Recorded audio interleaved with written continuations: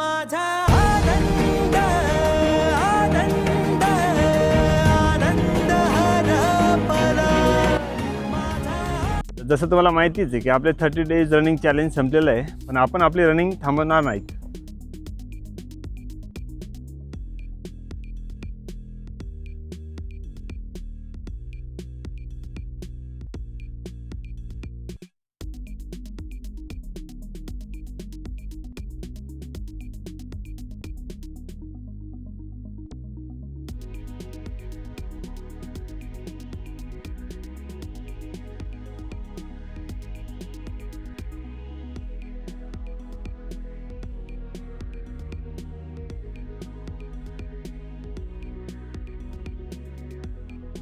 तर नमस्कार भावांनो, welcome back to my channel.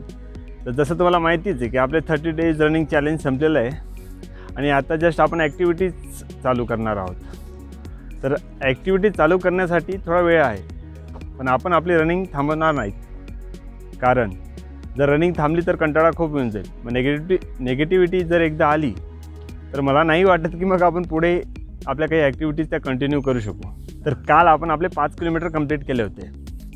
तर आज आपलं टार्गेट राहणार आहे ते फक्त 2 किलोमीटर, कारण की आपला आज असेल रिकव्हरी रन. तर ह्या रिकव्हरी रनमध्ये आपण आपलं टायमिंग कवर करण्याचं ट्राय करणार आहोत.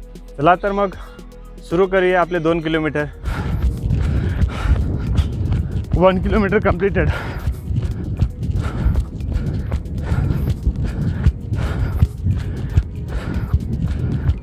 तर आता जस्ट आपण आपले 2 किलोमीटर संपवले आहेत. रिकव्हरी रन होती, पण मला तरी असं वाटतं ज्या दिवशी आपण कमी पळायचं ट्राय करतो ना, त्या दिवशी बॉडी जास्त जड होऊन जाते.